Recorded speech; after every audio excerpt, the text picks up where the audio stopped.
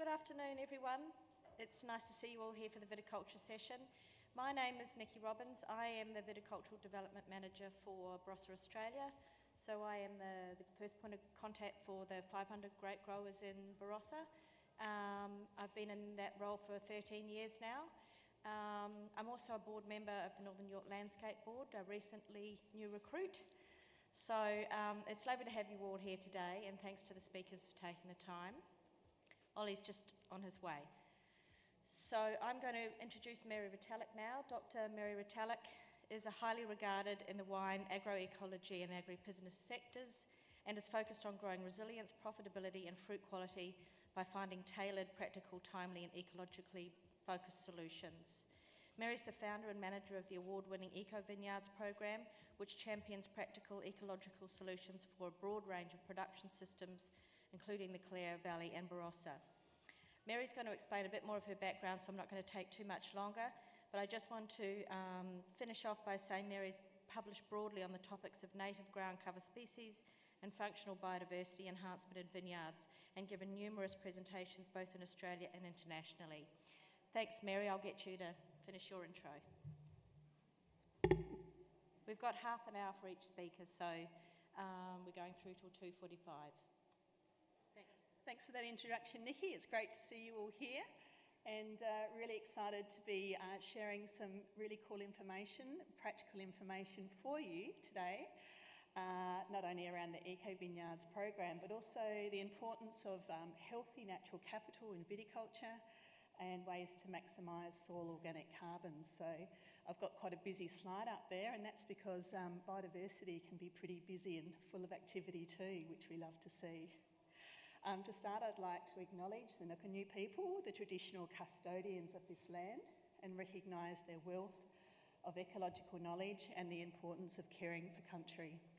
I'd also like to acknowledge the Ngadjuri people. We do work in the Clare Valley, the Ngadjuri, Ghana, and also Paramount people in the Barossa, and I come to you from Ghana country in the Adelaide Hills. So paying our respects to elders past and present, and extending this respect to all Aboriginal and Indigenous peoples. Nicki was kind enough just to give a little bit of background. I've worked as a viticulturalist over the last 30 years. My initial training was in agroecology, so I like to think that I bring a slightly different perspective. So I've had the chance to work in a really broad range of roles, both within Australia and also internationally. So with that perspective, I'm quite happy to challenge some of our current thinking, especially when some of our practices don't serve us as well as perhaps we'd like them to. Most recently, I have come back from speaking in Washington State and also in New Zealand. And there they asked me, to talk on ways that we can break this cycle of intervention as well. But today I'm going to talk a little bit about the EcoVineyards program, the importance of healthy natural capital, some practical steps that growers can take to be able to enhance their natural capital, and also some case studies both from the Barossa and also from the Clare Valley. So to start off with, just a little bit of context around the EcoVineyards program. Everything that I talked to you about today, there's case studies and lots of background information available on the EcoVineyards website. We've just come off of running 6 years of this program, starting in South Australia, and most recently a Wine Australia nationally funded program over the last 3 years. So please have a look at we'd invite you to have a look at the information that's available on the website for free, and also to join some of our social media using the EcoVineyards handle. So over the last 3 years, we've focused on 3 topic areas, the first one being soil health. We then looked at ground covers, which also incorporates cover cropping, but we broaden that definition out to include a whole range of native plants, and also the functional biodiversity. So we're looking there at the fauna found in association, both above and below ground. We work with growers, running events twice a year, but we also have eco-growers who have contributed cash and in-kind, who have set up demonstration sites, and we've certainly had some fantastic insights both from the Barossa and also from the Clare Valley as well. If you'd like to meet any one of our 75 or so eco-growers, we have profiles up on the EcoVineyards website, so you can find out a little bit more about the growers that are doing amazing work in your local region.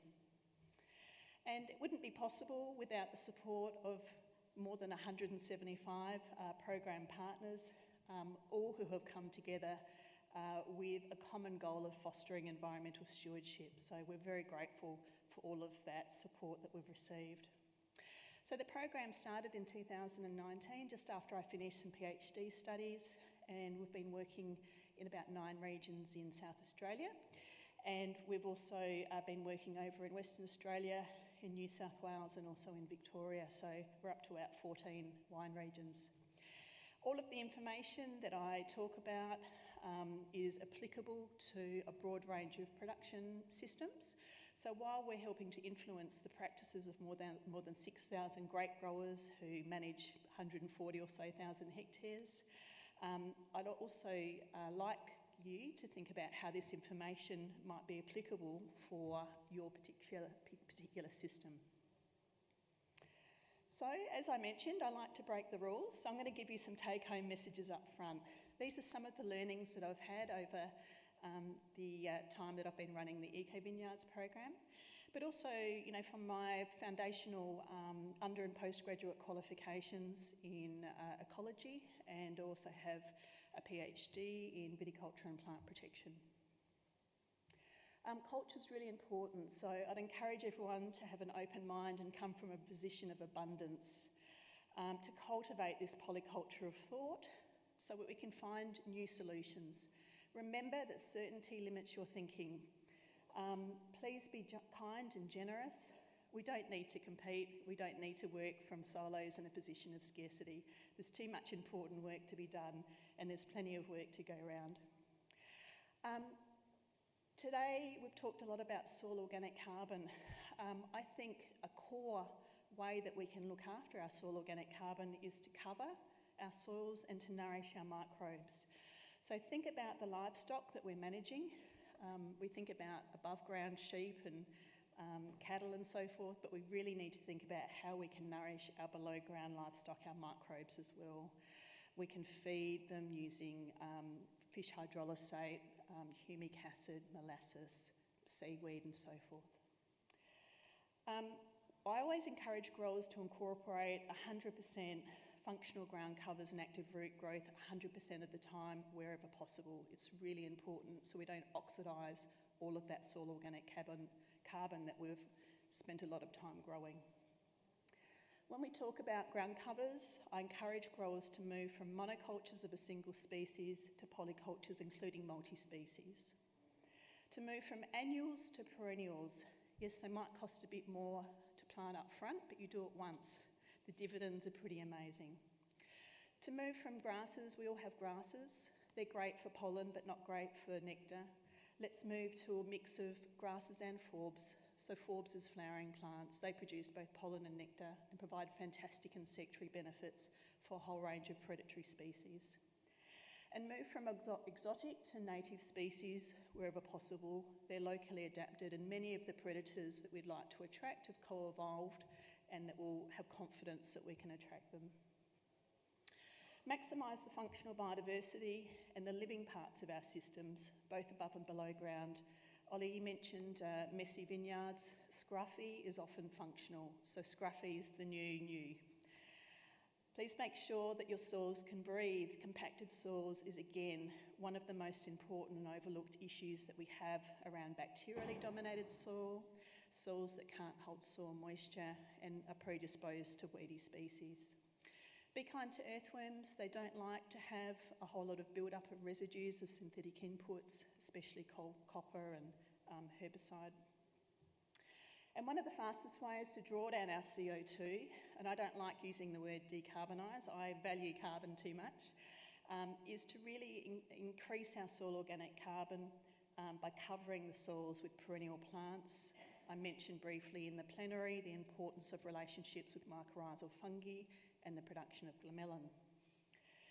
There's some amazing work coming out of the US as well. Please check out the work from John Kemp. He's one of the most brilliant thinkers in this field. His company, Advancing Eco-Agriculture, talks about a way that we can have nutritional integrity in plants. We don't have to spray with chemicals to manage insects and diseases. And he's doing this at scale on about 2 million acres. He's got about 10,000 clients and he's doing it across 60 different crops. It's here and it is possible. Yes, we spend a lot of time going through and lots of intervention. What I'd like to think is that we get to the core of the issue so that we can rip off these short-term band-aids and really embed longer-term solutions. And we're nature, and what we do to nature, we do to ourselves. So let's nourish individuals, production systems, and in doing so, we can also nourish communities. So are you ready to dig in? Okay, I'm going to go reasonably quickly because I'm just going to get a chance to give you an insight to some of the fabulous work that we've been doing and encourage you to then do a deeper dive on anything that resonates with you. So the importance of natural capital. Well, 30 years ago when I was studying this, it was just called natural resources. Of course, we have a new trendy term every few years. But natural capital refers to all of the natural resources that provide services and benefits to humans, ecosystem services, like clean water, fertile soil, raw materials and the air that we breathe. Similarly, we call it capital because we love to monetize nature, but it's just like financial capital. Nature plays a critical role in sustaining our society and our economy. And if we deplete that natural resource, we're actually depleting our capacity or our capital on our properties as well. So our properties are usually worth millions of dollars. Soil health underpins, functional biodiversity underpins our profitability and capacity to really thrive. Okay, eco within EcoVineyards stands for ecology, and everything is interconnected. So we take a systems approach. We're really interested in the functionality and also the resilience of a particular system. However a grower chooses to grow, whether it's conventional, minimal input, organic, biodynamic, any other catchword that you'd like to throw in there, what we do is we suggest ecological practices that can be incorporated to create incremental step change and empower growers with the knowledge and confidence to incorporate these practices. We find this is the quickest way to be able to accelerate this meaningful practice change that we're looking for. And our measure of success is, do your practices take you closer to or further away from that goal of growing in harmony with nature? And that will mean something a little bit different to every one of you in the room today. So I mentioned that we've had 3 topic areas within soil health. We've also looked at how we can nourish the soils, looking at really good composting practices. We have soil health indicators. We also look at weeds as indicators rather than something that we need to get rid of. They're actually there helping to try and rehabilitate the soil. With ground covers, again, we've broadened that definition out. We've got a tremendous amount of amazing Australian flora that we can deploy. We've also looked at stacked enterprises, ways that we can make serious cash and income in addition to our primary focal crop. And that might be by planting something in the mid-row, and I'll give examples in a minute. And we're also using hydroseeding and other technologies so that we can get seed in what would be otherwise hard to seed areas. So we can actually generate some really good income in addition to, in our case, growing wine grapes, as well as actually healing the soil. It's possible. And functional biodiversity, we look at a whole range of predators. So my background is as an entomologist as well, looking at predatory arthropods, so that's insects and spiders, but also looking at other predators like flying mice, as microbats, insectivorous and also raptor birds of prey as well. And if you're interested in doing a bit more of a deeper dive, there's more than 1,800 pages of resources available on the website. We have a whole range of best practice management guides. I've got hard copies. If anyone wants to have a look, come and see me during the break. And we've also got a bird guide as well. You can just match the pictures. So I'm interested to know, does anyone know what a group of ladybirds is called? Surely someone knows the answer because it's a very cool answer. Any guesses? You know, don't you, Nicki? You're just trying to remember. Any guesses? Ollie? A group of ladybirds is called a loveliness. So the ladybird beetle, it's not a bug but a beetle, is our EcoVineyards mascot. This is our gift to you, and we call this Best Practice Management Guide our Ladybird series. So they're all available for free on the website. If you'd like to buy a hard copy, they're $40 each, or we have a bundle of 4 for the price of 3, which are $120. You can buy them on the website, or you can come and see me today. So some practical steps that growers can take to improve soil health and enhance natural capital. This is a vineyard up at Lenswood that I did my PhD studies on. It actually got completely razed in the Cuddly Creek fires, so it's actually regenerating. But I've got it here as an example because we can see here that we've got a vineyard. We've got the capacity to boost our functional biodiversity with plants in the mid-row, the undervine area, adjacent to strainer posts, and we've got this fantastic stand of remnant vegetation, which gives us insights to the types of plants that we can bring into the vineyard. So this is just one example of a species called Barossa spinosa, or sweet Barossa. As soon as we start getting a diversity of plants in that are flowering, we then get a whole range of lower order insects and spiders and mites that come in. Many of them are predatory. As soon as we start to get these species come in, we get higher order examples of insectivorous birds, like the endangered diamond firetail finch and also the grey fantail. They don't pose any problems in vineyards at all. They're only interested in eating insects and seeds. They're not frutivores. We also have microbats that can eat up to half their body weight in insects every night.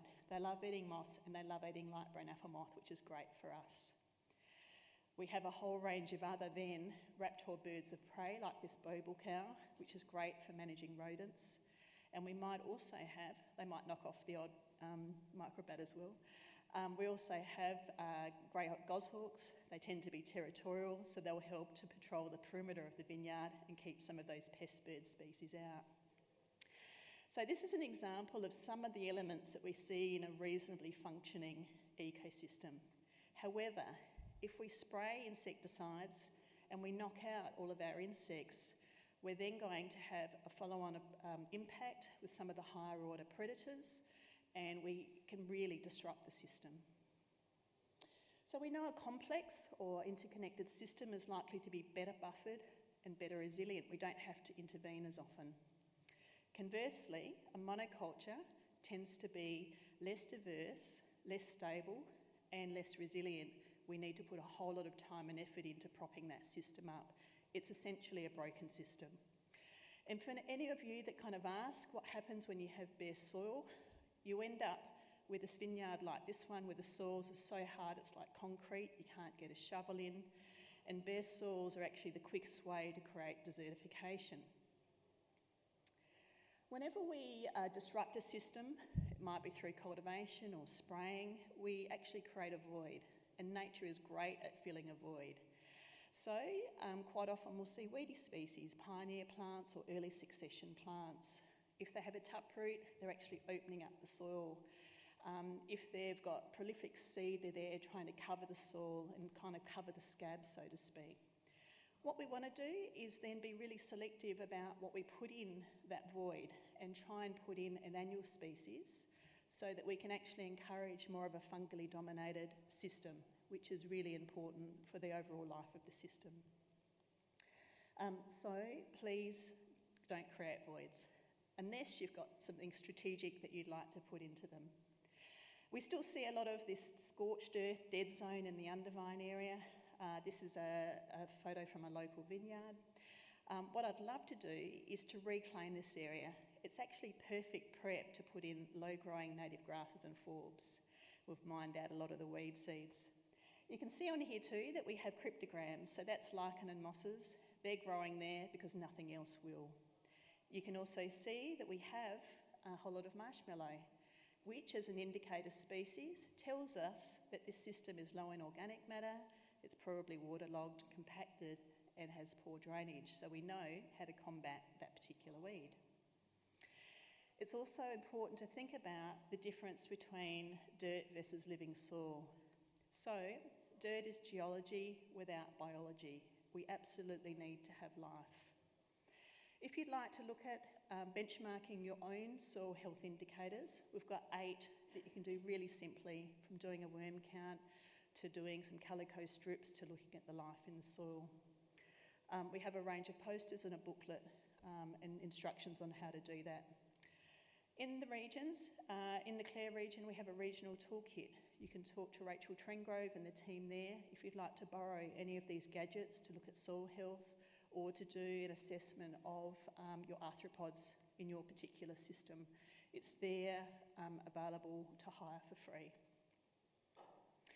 And if you're not sure what the insect's role is, or insects and spiders' role are, then I've put together a booklet. So there's lots of photos, 80-page booklet you can download, and to be able to match the picture, and to gain an understanding of the types of species that we can plant and the arthropods that are found in association. Now this is an example where we have some native grasses up at Eden Valley. We know that we get a net increase of 27% of predatory arthropods at ground level, and we don't always get them up in the canopy.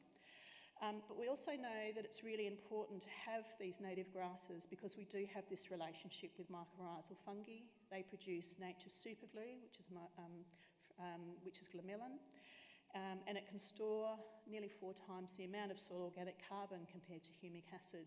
So by doing this, we've been able to really improve the soil organic matter on some pretty sandy soils. There's this concept of the soil soluble carbon or liquid carbon pathway where we're capturing light energy and we're converting that into exudates to feed the microbes, and they're in turn able to help feed the plants and make nutrients plant available as well. This is a concept by Walter Jenner, ex-CSIRO, and he also then encapsulates this in a different way. So in agriculture, we've got the capacity to be able to really maximise photosynthesis. But we need to kind of consider what happens to every gram of green growth that we grow. Are we going to burn it off by using synthetic fertilisers, cultivating biocides and bare land? Or are we going to capture it by being able to nourish the microbes and have a self-perpetuating positive feedback loop? So that's where we have these dividends. Where we create these dividends of an extra gram of soil organic carbon, we can store 8 to 20 grams of water and also nourish those microbes. So we don't actually need to have B at all. If you have D, then that is actually going to drive the functionality of the agricultural system, and you can get a lot of those benefits for free and break that cycle and mentality of more on, as he says. Okay, a few quick case studies. I might go over that 5 minutes though, Nicki, but not too much. So we have 9 case studies written up from the Clare Valley and 2 from the Barossa, so feel free to have a look at those. We've also got plant community lists for both regions. If you'd like to find out what species, community groups you have in your vineyard, you can drill down and find local suppliers of those plants as well. We have biodiversity action planning templates if you'd like to do a plan for your own business too. So up in Eden Valley in the Barossa, Dan Falkenberg and I have been working together for nearly 15 years. He has an area where he planted with 4 native plants species about 15 years ago. He oversowed them about 5 years ago with an 18 species multi-species mix, and they do an amazing job to provide biocontrol of insect pests. And you can see here the wallaby grasses as they start to grow. They have these fluffy seed heads and they shed an amazing amount of seed. Up to 10 to 15 times the amount of seed that you initially used to seed the area. So it's possible to generate additional income of up to $20,000 or more by actually fully utilising the mid-row area. So that's an example of a stacked enterprise. You can see here that there was a lot of kind of use of herbicide in the undervine area. I just said, hey, stop, let's just see what happens. and the native seed recruited and just shed there naturally where he stopped spraying on the left-hand side. So it can happen really quickly. This is an example up at Eden Hall Vineyards. They started with soil organic matter of 1.2, and over 5 years it went to just under 6%, and that's because they had perennial living roots there and they were able to produce glomelin. They were also able to halve their EC units, their soil salinity, and this is in a droughted period on very sandy and acidic soil. In the Clare Valley, at Skilligalee, they had tremendous success setting up wallaby grasses just with 3 cultivations. They've got a great stand there. They've set up some beetle banks as well on their contours. And this is in a really dry season. They didn't have a good opening rainfall. They had 50 mils right through the winter. And last year they were able to produce this amazing stand of native wildflowers that they can use for cut flower production. At Castine's Morella Vineyards, Ben Castine has been fabulous, and also Rose in their support. They've tried a whole range of low-growing woody ground covers. They've started now to look at ways that they can scale up by doing a seed propagation area. And within a few months, they were able to start growing a whole range of native grasses and forbs and start harvesting the seed. As soon as those species start flowering, we get the activity. There was lots of sexy business going on. The native ladybird beetles, the adults and the larval stages were here on Viticultural, which is New Holland daisy, very quickly. So, yes, it is possible. This is a world first at Penna Lane. They established a new Riesling vineyard, and they did it with pretty traditional herbicide in the undervine area. The next step is to let that seed shed so they get 100% cover using native grasses and forbs. And where we have rose bushes, I encourage growers to remove them. They provide no intrinsic value, and replace them with some of our fantastic Australian flora. It's a great way to stand out in a crowded international marketplace, and also to get the functional biodiversity benefits. And this is just out of, on the way out of Auburn at Smell Estate. So just to finish up, we've also done some hydroseeding, a great way to get seed in the undervine area. We've looked at some introduced species like alyssum and subclover, which has worked really well, along with some natives, light creeping saltbush, and we've got some viticultural here, New Holland daisy, and also some wallaby grass. So we'll write those results up soon. It would be remiss of me not to mention the capacity that we can actually grow without synthetic chemicals if we get the nutrient balance right within our crops. This means that we can reduce our CO2 emissions, our synthetic fertiliser use, and our passes in the vineyard. I won't get a chance to go into detail, but I just wanted to let you know we have a fact sheet. This is fascinating. SAT test is done really regularly in broadacre, but not so much in perennial agriculture. We'd like to change that. Basically, if you can look at your leaf bricks, which is a proxy for your capacity as a photosynthetic manager, and you can get the bricks above 14, then insects lose interest in feeding on your crops, so the higher the better. And this work by John Kemp on the Plant Health Pyramid is fascinating. Growers can look at their nutrient integrity during the growing season, do foliar nutrient analysis if required, maximise photosynthesis at level 1, maximise the conversion of simple forms of nitrates into complete proteins at level 2, which means insects are not interested in eating the plants, and maximising the soil health. And in doing so, you can actually get a tremendous amount of resilience against most soil-borne pathogens, insect pests, and also fungal pathogens as well. So I'd invite you to join the EcoVineyards community. We have a knowledge hub where you can search by region, resource type, and topic. We have a regular newsletter. We have a great, fantastic community online.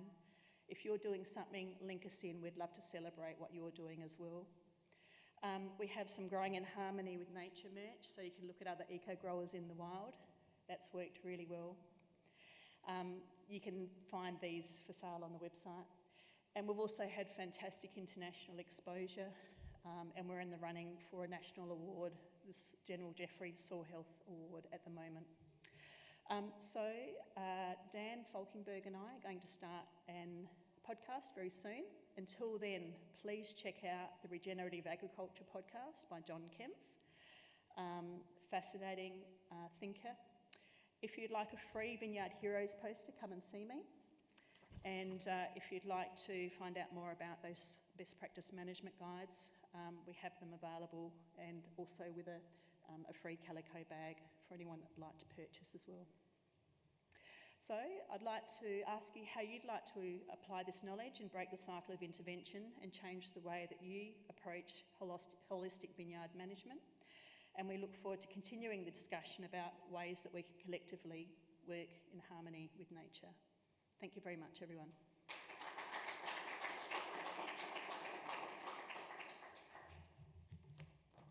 Thank you. And just getting down to profitability, which is really what we're all about, because if you're not profitable, you're not sustainable.